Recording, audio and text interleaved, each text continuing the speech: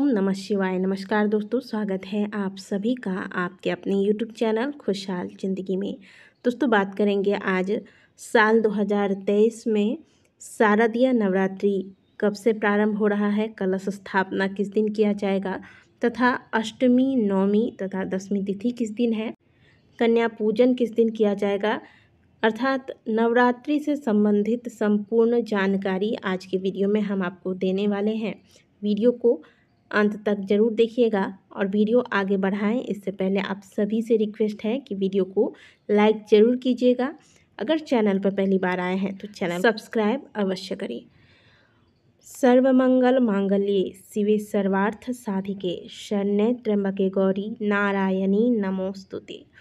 जय माता दी। दोस्तों पितृपक्ष आरंभ हो चुका है और पितृपक्ष के समाप्त होते ही शारदीय नवरात्रि का प्रारंभ हो जाएगा। साल भर में कुल 4 नवरात्रि के व्रत किए जाते हैं, जिनमें से कि 2 गुप्त नवरात्रि होते हैं और 2 मुख्य नवरात्रि होते हैं। एक नवरात्रि जो कि चैत्र मास में रखा जाता है और एक नवरात्रि जिसे कि सबसे बड़ा माना गया है, बड़ा नवरात्रा माना जाता है, वह है शारदीय नवरात्रि। जब भी नवरात्रि का अवसर आता है, शारदीय नवरात्रि के समय आप देखेंगे कि पूरा वातावरण ही अपने आप में एक अलग ही दिव्य हो जाता है। आपको अचानक से महसूस होगा अंदर ही अंदर नवरात्रि जैसा जो आप पूजा पाठ करते हैं वैसी आपको फीलिंग आने लगती है। कहा जाता है कि नवरात्रि के दौरान माता रानी इस धराधाम पर प्रकट होती हैं और जिन जिन घरों में माता के नाम के जोत व कलश स्थापित किए जाते हैं उन घरों में माता वास करती हैं और अपने भक्तों द्वारा किए गए जप तप व्रत पूजा पाठ को स्वीकार करके दशमी तिथि के दिन माता का विदाई किया जाता है।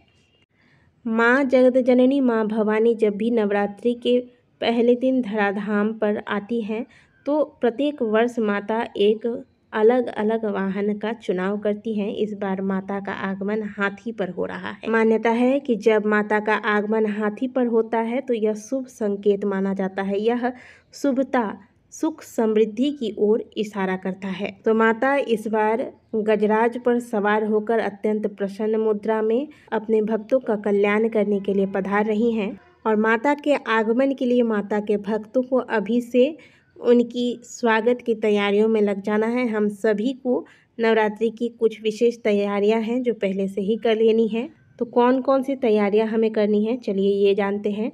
और साथ ही आपको बता दें कि नवरात्रि अभी आरंभ होने वाले हैं। नवरात्रि से संबंधित प्रतिदिन की पूजा विधि, फल भोग, मंत्र तथा अन्य प्रकार के उपाय इत्यादि हम आपको आगे भी शेयर करते रहेंगे। अगर अभी तक हमारे चैनल को आपने सब्सक्राइब नहीं किया है तो सब्सक्राइब अवश्य कर ले। और अभी पितृपक्ष चल रहे हैं तो पितृपक्ष से संबंधित भी जानकारियां लगातार हम आपको दे रहे हैं। अलग अलग तिथियों में क्या क्या करना है वो मैं आपको बराबर लगातार देती आ रही हूँ। अभी बात करते हैं नवरात्रि की। सर्व पितृ अमावस्या के दिन हम पितरों की विदाई करने के बाद ही माता का स्वागत करते हैं, माता का आगमन होता है।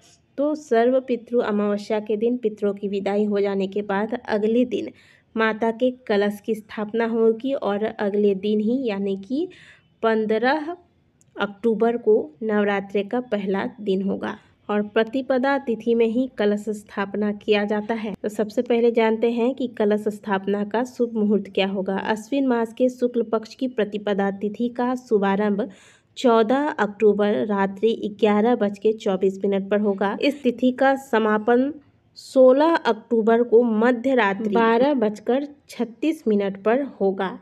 ऐसे में शारदीय नवरात्रि की शुरुआत 15 अक्टूबर दिन रविवार को होगा, क्योंकि 14 अक्टूबर को रात्रि में प्रतिपदा तिथि लग रही है और उदया तिथि के अनुसार 15 अक्टूबर को ही प्रतिपदा तिथि मान्य होगी और इसी दिन जो है कलश स्थापना के साथ माता के प्रथम स्वरूप की पूजा आराधना की जाएगी।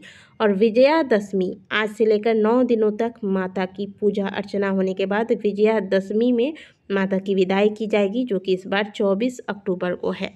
अब कलश स्थापना के शुभ मुहूर्त के बारे में हम आपको अभी बता देते हैं। वैसे आगे भी कलश स्थापना से संबंधित महत्वपूर्ण जानकारियाँ हम आपको देते रहेंगे। फिलहाल हम आपको बता देते हैं कि 15 अक्टूबर को सुबह 11:44 से लेकर दोपहर 12:30 तक कलश स्थापना का शुभ मुहूर्त होगा और यह रविवार के दिन है। बहुत ही अच्छा सा दिन है। जो लोग ऑफिस या फिर अन्य स्थानों पर कार्य के लिए जाते हैं उनके लिए बहुत अच्छा होगा कि रविवार को आप कलश स्थापना कर लेंगे। बाकी के दिनों में आपको थोड़ी सी हड़बड़ी हो जाती होगी, तो आप शुभ मुहूर्त में रविवार के दिन ही कलश स्थापना करेंगे। अब क्योंकि अभी पितृपक्ष चल रहा है तो सवाल ये उठता है कि पितृपक्ष के दौरान क्या हम नवरात्रि की सामग्रियां जैसे चुनरी वगैरह, नारियल वगैरह लेना होता है, तो क्या हम अभी से लेकर रख सकते हैं पितृपक्ष के दौरान? तो नहीं, आपको इस बात का ध्यान रखना है कि पितृपक्ष जो है वह केवल पितरों के कर्म को करने का समय होता है। तो इस दौरान आपको नवरात्रि की कोई सामग्री नहीं खरीदनी है।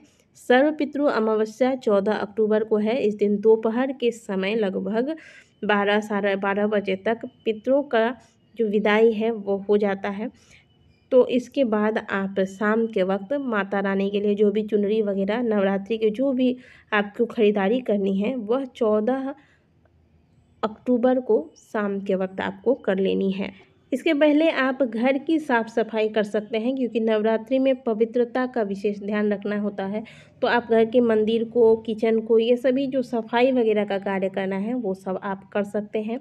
और नवरात्रि के पहले आप हो सके तो अगर आपके घर में अगर गंगा जल नहीं है तो गंगा जल ला के रख लीजिएगा, क्योंकि जब आप कलश स्थापना करते हैं उससे पहले गंगा जल को छिड़क कर उस स्थान को पवित्र किया जाता है। तो गंगा जल की व्यवस्था करके रख लीजिएगा। अब दूसरी बात, जो लोग व्रत करते हैं तो नवरात्रि के व्रत भी लोग अलग अलग प्रकार से करते हैं। कुछ लोग प्रतिपदा तिथि पर व्रत करते हैं, उसके बाद कुछ लोग अष्टमी या नवमी के दिन व्रत करते हैं, और बाकी के जो बीच के दिन रह जाते हैं इसमें केवल नियमों का पालन करते हुए दुर्गा पाठ या फिर पूजा इत्यादि करते हैं। और कुछ लोग 9 दिन ही व्रत करते हैं, कुछ लोग 9 दिन केवल फलाहार या जूस लेकर व्रत करते हैं, तो कुछ लोग दिन भर व्रत रखने के बाद शाम के समय सेंधा नमक का प्रयोग करते हुए एक बार भोजन कर लेते हैं। तो जिस प्रकार से आपसे बन सके आप उसी प्रकार से अपनी शारीरिक क्षमता देखते हुए व्रत करेंगे। कुछ लोगों का ये सवाल रहता है कि हम कलश स्थापना नहीं करना चाहते हैं, कलश स्थापना नहीं कर सकते हैं, तो क्या दुर्गा पाठ नहीं कर सकते हैं? क्या कलश के बिना जोत जलाया जा सकता है या नहीं? देखिए, यथाशक्ति तथा भक्ति। यदि आप कलश स्थापना नहीं कर सकते हैं तो केवल जोत जलाने की अगर आपकी इच्छा है और पाठ करना चाहते हैं तो आप ये भी कर सकते हैं।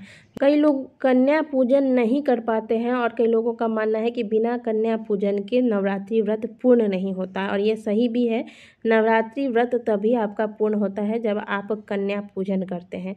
लेकिन कई स्थानों पर कन्या पूजन करने के लिए कन्याएं मिलती ही नहीं हैं, या फिर यूँ कहें कि कुछ लोग भेजना नहीं चाहते हैं कन्या पूजन के लिए। तो अष्टमी और नवमी के दिन इस बार 22 अक्टूबर को महाअष्टमी और 23 अक्टूबर को महानवमी की पूजा की जाएगी।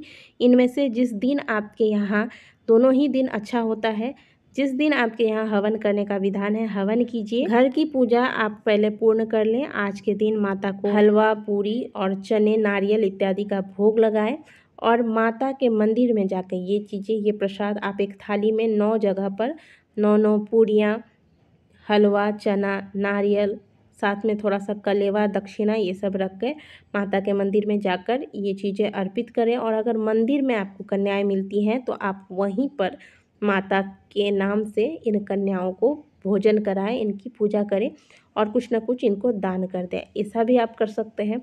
ये भी नहीं बन पड़ता है तो आप 9 कन्याओं को जो भोजन कराएंगे वह निकालें एक प्लेट में, और ये सभी जो भोजन आपने निकाले हैं वह गौ माता को किसी गौशाला में जाकर खिला दें, और जो दान आपको करना है वह गौशाला में गौ माता के निमित्त कर दें। कन्या पूजन के लिए अगर कन्याएं ना मिले तो इसका मतलब ये नहीं है कि हम व्रत नहीं करेंगे, पाठ नहीं करेंगे। आप सब कुछ कीजिए, हवन इत्यादि सब करने के बाद ये 9 कन्याओं का भोग आप या तो गौ माता को खिला दीजिए या मंदिर में जाकर माता को प्रसाद चढ़ाने के बाद जो कन्याएं प्राप्त होती हैं वहाँ पर उनको बुलाकर, एक भी कन्या अगर मिल जाते हैं तो उनको भी आप वहाँ बैठाकर आदरपूर्वक खीर, पूरी, हलवा, चना इत्यादि का प्रसाद खिलाइए और कुछ ना कुछ उनको दान कीजिए। इतना भी अगर करते हैं तो भी आपका नवरात्रि व्रत जो है वह पूर्ण हो जाता है। तो इस प्रकार से आपको करना है। आगे भी नवरात्रि से संबंधित महत्वपूर्ण जानकारियाँ आपके लिए लेकर आएंगे। आशा करते हैं कि आज की दी गई जानकारी आपको अच्छी लगी होगी। वीडियो अच्छी लगी है तो वीडियो को लाइक कीजिएगा। कमेंट बॉक्स में जय माता दी अवश्य लिखिए।